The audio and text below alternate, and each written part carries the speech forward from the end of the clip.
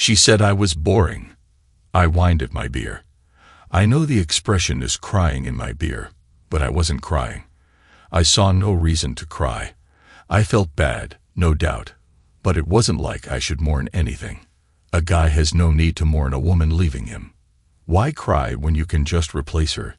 Every day, I hear women complaining about the lack of good men. Funny how often I've heard, all the good ones are either taken or gay. Meanwhile, my guy friends are lamenting the lack of women who can stick to their promises. A lot of guys around have been burned badly in divorces. Something is wrong there. I guess folks just don't see how good they really have it.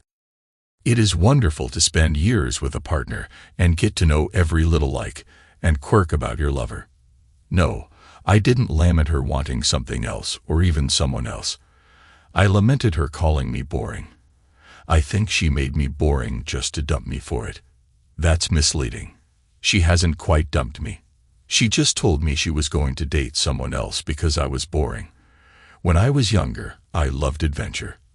I kayaked with my friends around the islands off the coast and in whitewater streams up in the mountains. Once, I bypassed the island day trips in favor of a nice long paddle to Long Island, 12 miles away. All I heard about was how it was too far to do safely. Funny, I did it several times without a problem. I liked to go over, camp on the beach of a state park, then paddle back the next day. This was not the behavior of a husband and father in Karen's eyes. My family depended on me, and I shouldn't take needless risks. Gone to or backcountry skiing, my motorcycle, my little Triumph Spitfire, scuba diving, mountain biking, and rock climbing.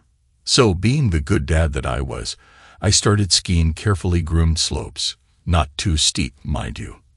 I put my dirt bike and Triumph into storage, traded my soft-tail mountain bike for a road bike, and joined a gym with a climbing wall.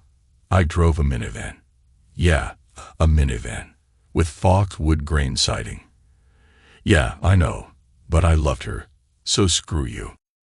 After she tamed my recreation, next came the demands on my job. She didn't like my traveling. Most trips were for a day or two to negotiate deals. Occasionally, I had to travel to London or Hong Kong or you name it. I was good at swinging deals that either yielded a solid acquisition or a lucrative sale for my company. She hated the international trips as they often lasted a couple of weeks. They always came with a nice bonus attached, so they were really good for our financial situation, but she hated me being gone. When I was made a partner, overnight travel decreased dramatically. I could fly into most domestic destinations, close the deal, and get home on the red-eye. However, it took years for me to shave down the international trips. It was a catch-22. Travel a lot, make a lot of money, become a senior partner, train, and manage negotiating teams to close deals for you. Pass on the travel, let someone else take the trips and bring home the booty, and watch them pass you on the corporate ladder. No one was going to pass me for any reason. I played it smart. I managed to combine reasons to travel, so one trip could result in multiple kudos for my chase for partnership. I was the first in my company to embrace teleconferencing for doing the legwork. I was careful to charter small jets for my teams, so we could maximize our time on the ground. It cost me some good chunks out of my bonuses, but it was worth it in the long run. I climbed that ladder, Karen was happier, and everybody was safe. But damn it, I was bored. I gave everything up to conform to her priorities, and I'm boring. WTF, so screw her, I thought. Let her go find whatever excitement she's looking for. In the meantime, I'm gonna go back to the me I liked so much way back when. The me that had fun doing my thing. The me that defied gravity flying off a muddy slope in a weekend of motocross. The me that hopped on a helicopter to find fresh powder on a backcountry slope that took all day to ski down. The me that went back to that same slope in the summer and climbed back up. She expected me to stay home and wait for her. Remember that safety thing? Well, I was supposed to be on call to come help her if she got in trouble on her date. Seriously, 25 years of marriage following 4 years of friendship and dating in school, And all that time I thought she was smart. Well, she wasn't. I didn't agree to this stuff. I wasn't going to be home for her, either on call or waiting up when she came home. Talk about boring. All bets were off. All vows were off. Along with forsaking all others went love, honor, cherish, and obey. Well, she refused that last one. And now I know why. Boring wouldn't matter if obey was in the mix. So I came home from work, changed to jeans and a sports shirt while she was showering, and was digging out my old boots when she came out of the shower. She always liked me in boots. Riding boots, hiking boots, western boots, dress boots, it didn't matter. But they all went out the window when I transfigured into safe me. I should say boring me, after all. I've now been redefined. I knew I looked good in the boots, though. They fit as well as ever. Everything did. I had gained weight in those 25 years, but it was all upper body muscle. So I knew those boots looked even better now that I had shoulders and a man's chest. A dab of aftershave and a great sport coat, and there was no doubt I wasn't waiting up for her. She wasn't pleased. "What are you doing tonight?" "Nothing." "Dressed like that? Who said boring couldn't have class?" I was out the door before she could answer, and on the way to my weekend. The minivan started right up, and its big 4-cylinder engine roared to life. Maybe it purred to life. All right, I can't fool you. The minivan sputtered and knocked its way into action. To its credit, it had sputtered up the driveway and turned towards town before Karen could get something on, and I smirked as I saw her pop out of the front door in her robe. It wasn't long before my cell phone rang, and I let it go to voicemail. I had prepared a new message just for the occasion.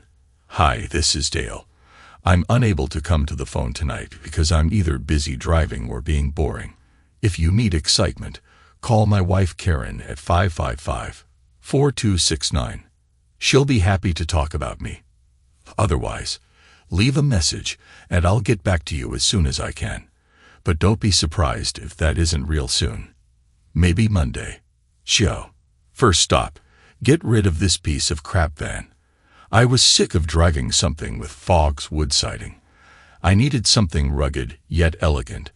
I'd settle for something with real wood siding, even like an old Willys wagon. It'd look really good with a surfboard on top, right? I couldn't find the right combination, or an old Willys Woody.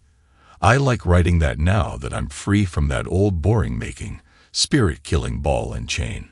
Oh, that felt good to say. So nothing that felt both elegant and rugged used to mean giving up. Boring me would have stashed the checkbook from the money market account we used to save and gone home. No freaking way I was going home. I bought one of each. I bought a rugged car and an elegant car. The Mercedes dealer was happy to set me up with a spiffy convertible. Très élégant, mes amis. Nothing is more elegant than a guy who drives a Mercedes convertible and knows how to say very elegant in French. I know, I missed the accents, but I don't care. I'm no longer boring, and looking them up would have been. Wait for it. You know it's coming. Boring. The dealer also had a great big-ass Jeep in his used car inventory, complete with mean-ass lifters, fat-ass knobby tires, bright-ass fog lights, and an awesome loud-ass train horn in addition to a dozen other aftermarket improvements. I drove off in the Jeep with the convertible being delivered to my home and locked up in the driveway Sunday morning. Boring, she said. The me I was never about boring. The me she created was a terrible drag. That dude was history, repressed back onto his hole, while I went out looking for my first dose of adrenaline. I bought a trailer and drove home. Not to the home I shared with my wife. Back to Mom's house. Hadn't seen Mom in a couple of months. It was time. The 3-hour drive was great, as I got reacquainted with driving something with some testosterone under the hood. Mom was thrilled, and had my favorite lasagna waiting. She didn't ask why I was there or why Karen didn't come too, but she knew something was wrong. She always could read me. The next morning, I went out to the shed and took out my old Spitfire. I had stored it there all these years. My brother had driven it every so often for me to keep it roadworthy. I wasn't so lucky with the dirt bike, but I didn't need to start it to load it on the trailer. By lunchtime, I had the bike and the car on my trailer rig, and a smile on Mom's face. "So, are you going to tell me about it?" I smiled too. "About what, Mom?" 25 years of living your life Karen's way. You raised 3 kids while burying my son in minivans and bunny slopes. Suddenly, you come to visit without your wife. Driving a beast of a truck, wanting your sports car and your motorcycle, and wearing those fine-looking boots. Like I said, Mom could read me like a book. I explained Karen's recent battle with insanity. "Maybe that girl may be crazy, but you should thank her. Honey, she set you free." Mom was right. Mom was always right. That evening, I turned my phone back on. Karen and the kids had been calling and texting all day. I put the kids into a text group and responded, "Me, I'm fine. I'm at Grandma's. Your mom and I aren't seeing eye to eye about something, and I decided I needed to think, so I went to visit. Ollie, Dad, Mom is frantic. She says you disappeared, and she doesn't know why. Me, I'm not going to lie, and I'm not going to say why. It's not my place to explain it to you. All I'll say is your mom decided I am boring, so I'm doing something about it. She can tell you what she is doing. Ginny, Daddy, that isn't like Mommy. She always plays things safe. She would never do something to threaten you or our family. You should get home and make things right. Me, thanks, dear, for your faith in me. Before you crucify me for this little episode, why don't you get the truth out of your mom? Daniel, Dad, we aren't blaming anyone. We just want you to know we love you both and just want the best. Me, thanks, son. Let me know when you've talked to your mother. I spent the night with Mom laughing at a cheesy old movie and was about to turn in when my text alert dinged. Ginny, I'm sorry, Daddy. I can't believe Mommy went out with another man. Me, I know, sweetie. Ginny, what are you going to do? Me, I'm going to live my life, like always.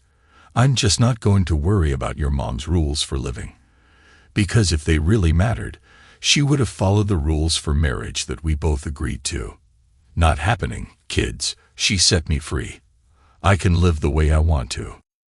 Daniel, hi, Dad. I get it. Kiss Grandma for me. And when I come get home next weekend, I want to ride in the Spitfire. Me, lol. Yeah, you guys rid me as well as your grandma. Ollie, you'd better believe it. And we expect a ski vacation for spring break, someplace with a helicopter instead of a T-bar. What can I say? My kids knew the things I used to do, and the things I really loved. They saw pictures of me skiing and Muddy from motocross riding. Me, you bet. I'm thinking Banff. Get yourselves in shape. Backcountry trails are fun, but they are hard work. Boring, she said. Sunday morning saw Mom and I at our favorite bagel shop.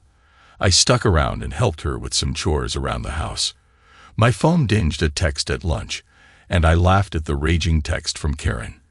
They had delivered my Mercedes. They had locked the keys inside since I had the spares. All she could do was look at it, and it blocked her car in the garage.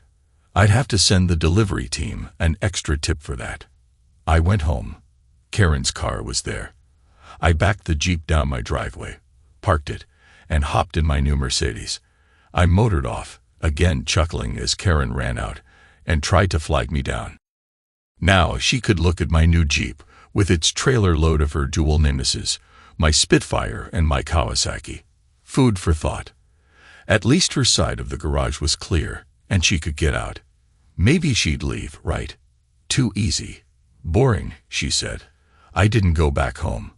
I hit a mall to buy enough clothing for a couple of days, then checked into the Hyatt near my office. I took the penthouse suite. I didn't earn all those bonuses over the years for nothing. I slept quite soundly. The next day, I went to work as usual and told my team I would be on the next trip, a junket to Hong Kong that involved 160 acres of prime industrial property. Negotiations had stalled, and this seemed to be as good a time as any for me to go flex some boss man muscle. My team was thrilled. They had assembled 3 other possible acquisitions to look at while they were there. Why wait? I asked them when they showed me their preliminary studies on the sites. We go to look, but be prepared to buy. Alert our counsel over there, we are coming in guns hot, and they need to be ready to crank out some serious paperwork. Pack for at least a month, people. If you can't do that, make plans to tag team with members of Ian's group. Feel free to fly your families over to see you at least once while you're gone. I don't want any divorces over this push. As a matter of fact, I'll spring for hotel, airfare, and expenses for them to go along for the entire time if you choose. I'll even spring for some sightseeing. I want you happy, hungry, and effective. A month, boss. Maybe more. I plan to visit Sydney about that hotel group in Buenos Aires before we come back. I'm sending Ian to Seoul and Mumbai while we are in Hong Kong. We have a unique opportunity to make some serious money here, people. Nice to see you back, boss. Carter Douglas, my heir apparent as hotshot negotiator, grinned at me. I grinned back and grabbed my favorite numbers fanatic by the elbow. Kim, a word with you, please. I ushered her into my office, instructed my secretary to hold my calls, especially from my wife. She nodded, and I closed the door behind Kim and me. Here is your big chance, Kim. We are going to be working fast, and with no margin of error. Most of what we buy, we will be reselling right after we arrive home, and each purchase or sale has to happen without a hitch and in time. Some of our acquisitions are trash, but will be attractive to sellers who have things we want, so we will unload some to get others. We will also be making some stops to open new markets for some of our product lines. Those will not be deals that will benefit short-term, but will yield long-term profits that will open the eyes of the other partners, the people who will move you up from that junior associate position to something much more lucrative. This is your big moment, so I want you near at hand 24/7 and ready to support any argument or claim I make before and make it. 24/7. Does that mean? I smiled. Karen, dating other guys. Does this mean I get to sleep my way to a partnership? No. One woman betraying me at a time is one too many. You'll have to work your way up like anyone else. You know you want to have me. It was true. She was a walking wet dream. Lean and lithe, with legs that curved only where they should beneath that luscious bum. And those plunging necklines were a constant reminder of how creamy and soft her delicious mangoes looked. Indeed. But you work for me. So no, not going to happen. But you are going to be right at hand, and at my business-related beck and call on this trip. You'll pick me up in a limo Friday morning. Dress as sexy as you can. Even if I'm not, I want my wife worried that I am sleeping with you. When you arrive, come to my door to get me. When you order the limo, ask for Jan to drive and tell her I need her to wear the uniform with the short shorts. I want my wife jealous as hell when I leave. My team was motivated. My wife was frantic to see me. My kids were furious with my wife. Kim was horny. Not for me, but to get a promotion. Well, maybe for me too, but I had drawn that line in the sand. I went to the airport to hire a plane. I thought maybe I'd jump out of one. Don't be silly. I wasn't going to kill myself. If I was going to go back to the thrill seeker I had been in my youth, I had to get off my bum and grab a dose of adrenaline. It was awesome. I rented the cameras for me and my jump partner too to document the stunt. I posted it on Facebook and enjoyed an awesome night's sleep. The next day, my phone was filled with missed calls and texts from the kids. Karen rage. The kids raved. Notice served. The real me was back.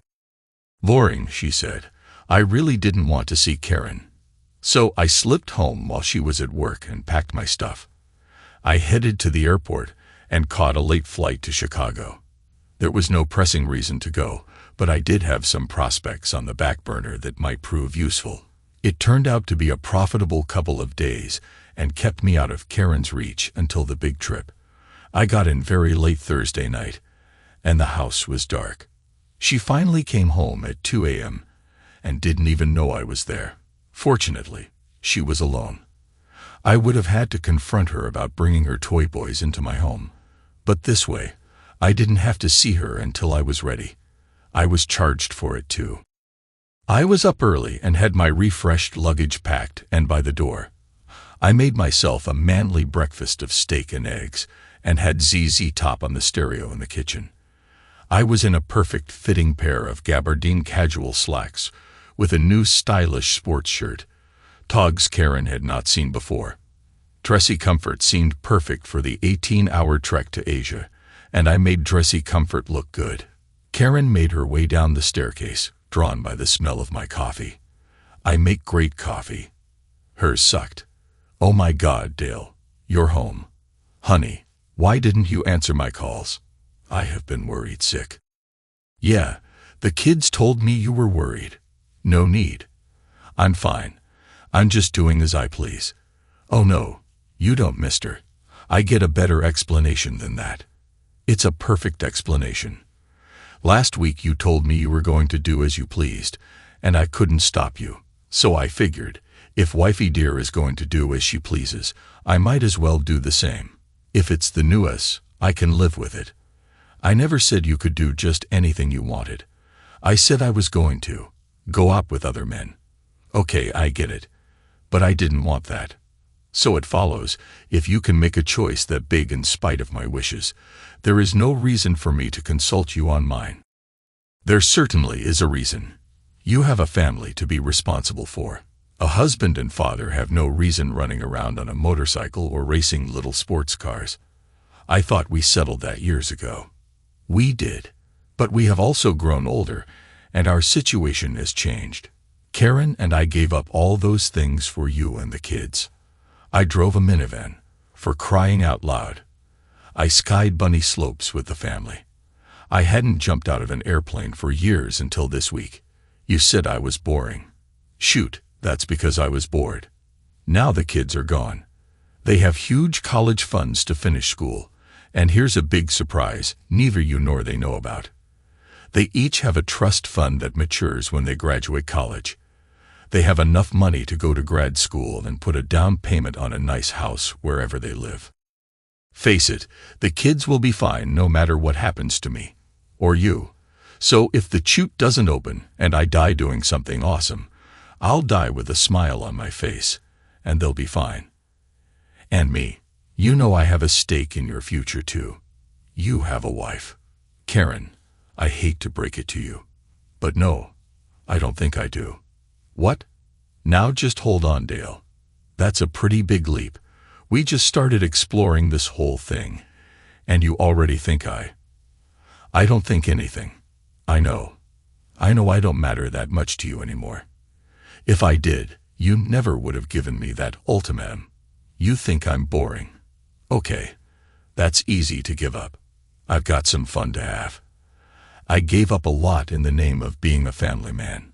But the family man isn't exciting enough to keep his wife from resting her head on someone else's pillow. The doorbell rang just in time to save me from another salvo in this ridiculous discourse. Jen stepped in with Kim right behind her. The two brought in 4 of the finest legs you've ever seen. Did I mention how good I looked in gabardine? I looked even better with a tint in my gabardine. Jen greeted me with a hug and a kiss, and moved to start shuttling my 4 suitcases to the limo. Kim handed me a dossier and started rattling off numbers of where we were in our negotiations. She rattled off the project names and locations, which had Karen's attention completely. Hong Kong, Sydney, Buenos Aires. How long are you going to be gone? A couple of months, I expect. Plenty of time for you to explore before you are too old. Do me a favor, though. Don't let them into the house. Karen launched a series of pleas that would have made a public TV telethon proud. She had reason after reason I needed to stay, and that we needed to talk about how our relationship had evolved, and where we were going. I stopped her there. Honey, wrong tense. Our relationship isn't going. It's gone. And right now, so am I. See you in a few weeks.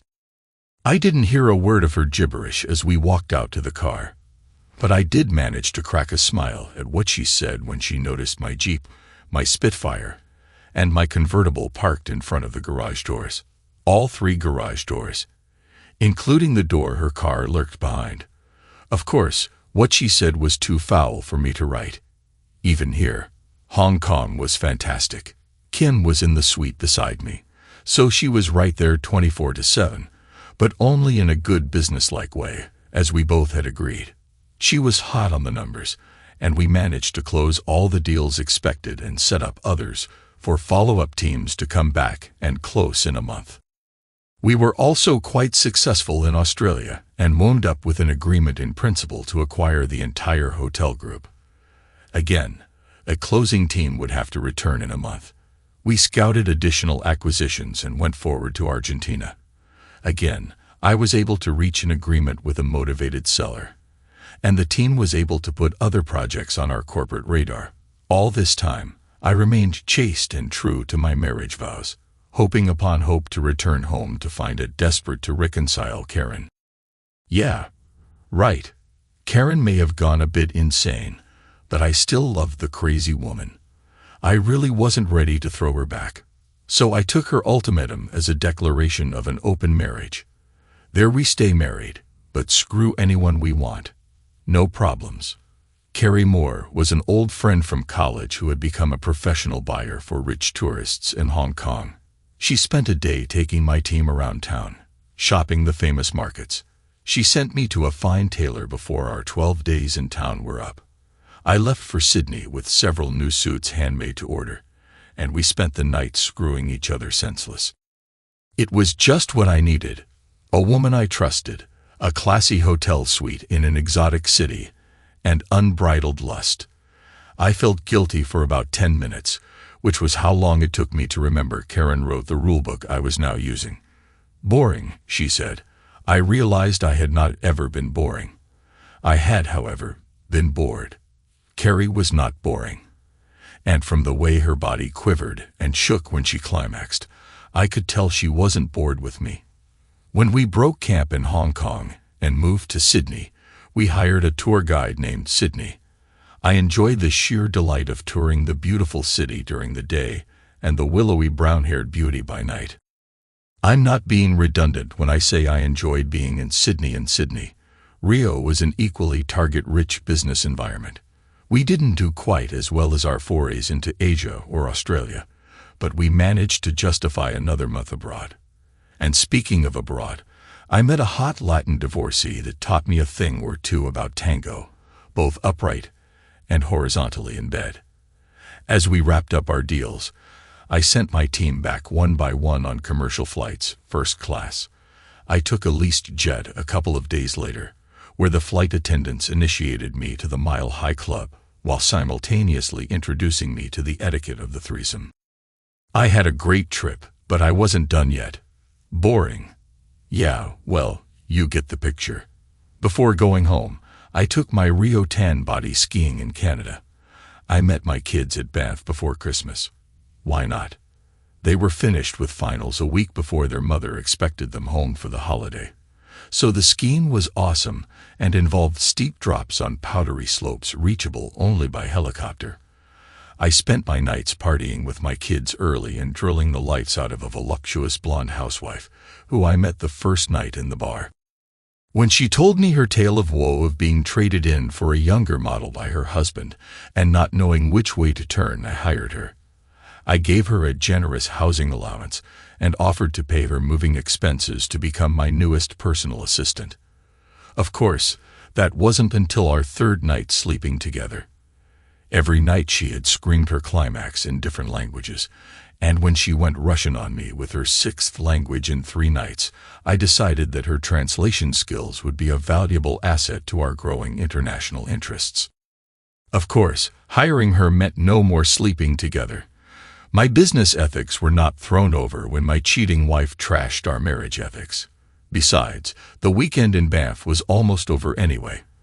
We flew home a couple of days before Christmas. The kids went home to see their mom. I checked into a hotel near work. I didn't plan on dealing with Karen and jet lag at the same time. I managed to buy a condo as a Christmas present to myself and went to spend Christmas with my wife and kids. My cars were still parked there in front of the garage. There was a little Cooper convertible parked in front of my Spitfire. I was sure Karen was going to be upset, but she wasn't. She greeted me like nothing had happened. Maybe I wasn't boring to her anymore. I did Christmas. I enjoyed her feast, helped with the dishes, and took the obligatory garbage out to the garage. I pulled the Mercedes and the Spitfire into their base. Then I left in my Jeep. The phone rang. I had hoped we might both enjoy a Christmas truce. We did. You could stay a couple of days for the kids' sake, she said. I did. I slept in the guest room. The day after Christmas, I took the cars one by one to be washed. Leaving them in the weather for 4 months may not have been the best move for the cars, even if it had been a daily reminder to Karen that things had changed. I parked the Spitfire in the garage, intending to garage both the Jeep and the Mercedes at the condo. The second day after Christmas, Karen resumed hostilities. Her boyfriend came over for lunch. She smiled smugly. I went upstairs, grabbed my bag, and returned to full-scale war. The kids were furious with Karen, and she wasn't prepared for their fury. I guess she saw things going differently. It might have too, except it was Christmas. I stopped them to say goodbye, and they did. They said goodbye to Karen instead. We threw their bags in the Jeep and headed downtown. There was plenty to do in the city for New Year's, and we were going to have some fun. We did museums by day and clubs by night. Both kids had friends nearby, so all three of us got chances to hang together or break away. I also managed some alone time, which I didn't spend alone. By the time I went back to work, I had heard enough music, visited enough museums, eaten enough fine food, and drunk plenty of fine wine and whiskey to last a lifetime. I settled into a routine that wasn't routine. My assault on the Southern Hemisphere that fall had given me new stature in the company, but had also garnered the attention of our competitors. I was actively courted by other companies who were impressed by our sudden flex of muscle. I didn't hide the fact from my team. In fact, I told them if I left, I was taking them along. Of course, word of what was brewing spread to the senior partners. I was called to the boss's office. Karen's grandfather had started this company, and her father had expanded the business into a diversified giant that included a variety of manufacturing concerns. I had been hired when I married Karen and began as a low-level analyst, which fit perfectly with my educational background. I was given nothing special and even signed a prenup to prevent me from ever laying claim to Karen's eventual inheritance of the company, which was still almost completely owned by her dad. I got along fine with Mr. Adams, but we were not exceptionally friendly. He preferred to stay personally detached from his employees, even his son-in-law. I originally found it odd, but as I rose through the ranks, I realized how it allowed him to avoid favoritism and adopted the same stance. Hence, I refused to sleep with Kim or even play golf with my associates. Business is business, so I wasn't surprised when Adams cut right to the chase. Business is business. It seems a lot has changed for you in the last few months. You've done quite well at work, but seem to have lost a battle or two with my daughter. Do I have to worry about you? I leaned back into the plushness of the little chair in front of his desk. I knew the psychology of a short chair in front of the desk and a tall chair behind. Towering over an opponent is a dominant position.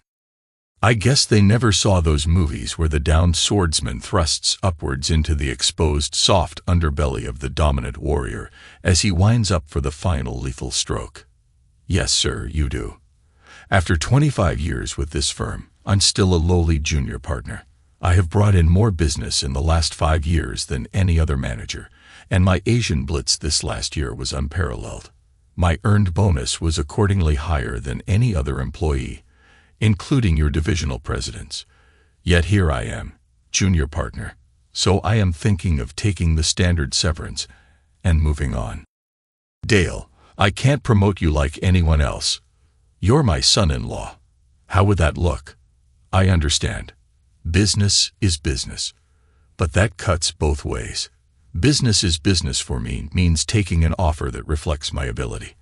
I can be a full partner tomorrow at Woodford Unlimited or Mark Manufacturing. I would expect some loyalty from my son-in-law. Slick. Business is business when you're keeping me down. But when it benefits you, suddenly loyalty is important. While we're on the topic of family loyalty, I wonder if you'd be willing to chat about what you did to teach that lesson to your daughter. Because you failed. Dale, I'm sorry. That's another thing. Why are you Mr. Adams while on Dale? Business is business. I deserve the same degree of respect that you expect. Very well, Mr. Carter it is. Dr. Carter. Remember, I defended my thesis for my PhD in economics last May. Very well, Dr. Carter it is. I'm aware of my daughter's actions, and am not pleased. We have spoken, to put it mildly. And well, at the moment, she is not speaking to me. Your philosophy sucks. I broke in to finish his thought for him. Your philosophy on loyalty is totally out of sync with the rest of the world.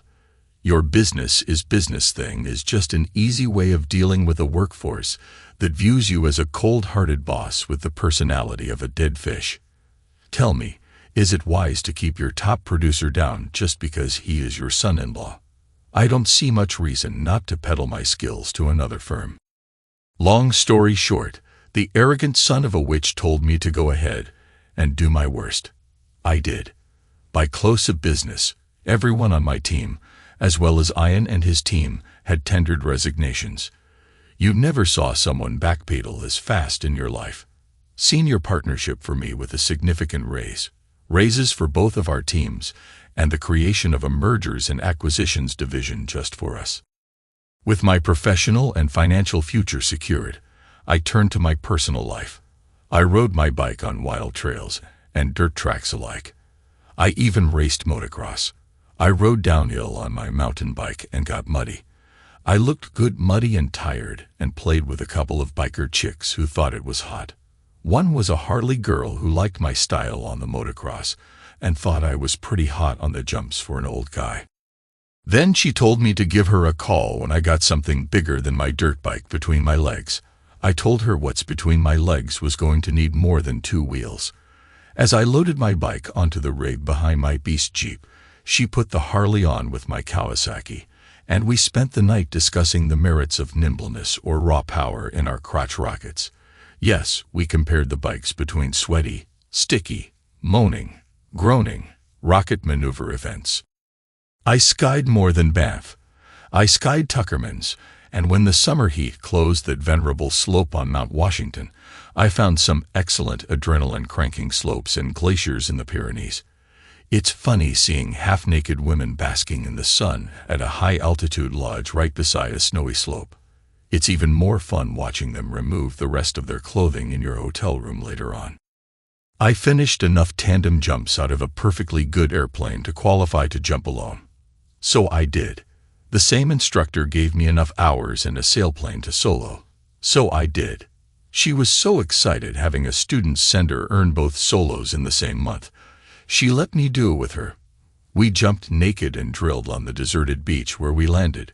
We couldn't figure out a way to do it in the sailplane, since the seating was back to front, and the seats were in the way of hanky-panky. So we jumped back to the beach again. It was hot the first time, so why not an encore?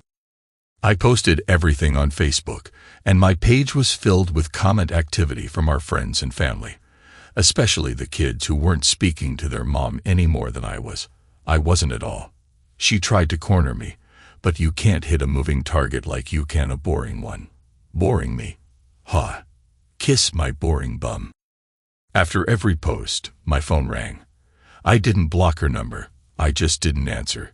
She tried to catch me at work, even using her father to request my presence so we could talk.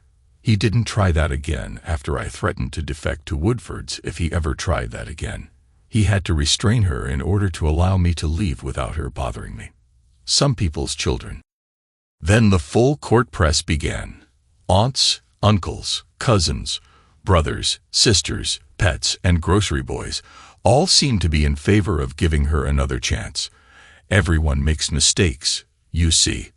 So I put them into my shoes. I told the women to take their clothes off and lie down right where they were, then spread their legs and get ready for me to rock their world. After all, if mistakes like that were so easy to make, so lightly considered, and so easily forgiven, I should be able to make a few of my own. I might as well start with someone who understood the process so well. I told the men to bring me their wives, girlfriends, mothers, or of age daughters for the same reason. They were a bit shocked but saw my point. I'm sure some would never speak to me again. That's not a bad thing. Still, I was getting sick of the dime store advice, and it was bringing me down. So I left. I took my team back on the road. They were thrilled, as they had a ball on our first rampage, buying Asia and Argentina. This time we hit Brazil and Argentina. Then we went back to Hong Kong.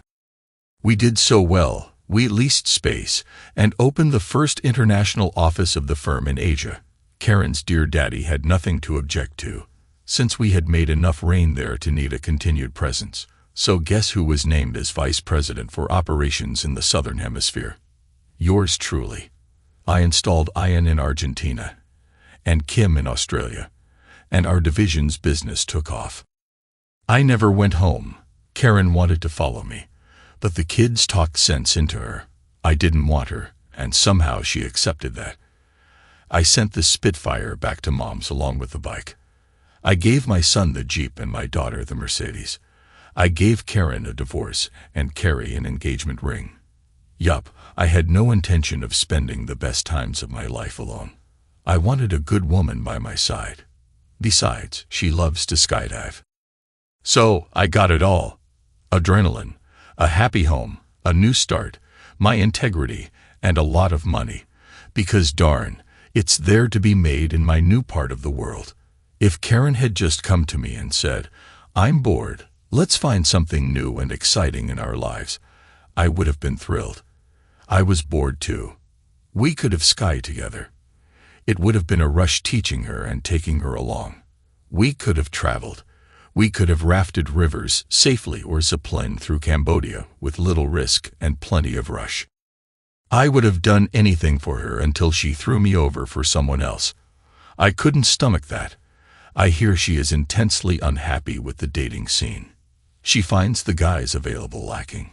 She is jealous of the fact her dad loves the heck out of me for moving away from her because we are making his company obscene amounts of money. She regrets what she did, but knows she can't go back. Carrie makes sure of that every time she gets in a helicopter with ski boots on or straps on a parachute. But my ultimate adrenaline rush is going to bed with her every night. There isn't anything Carrie won't do in bed, and there isn't anything she hasn't enjoyed that I've done with her. I know because once we have done it, she wants it again. That never happened with Karen, even when we were young and things were good. But we have never spoken since that day her dad had to restrain her so I could leave unassaulted. I'm sure she would like to talk, but she knows how little I want to do with her. One day, I suppose one of the kids will get married or have a grandchild that I will be eager to go meet. Karen will surely be there, and I will finally have to interact. But I'm not worried.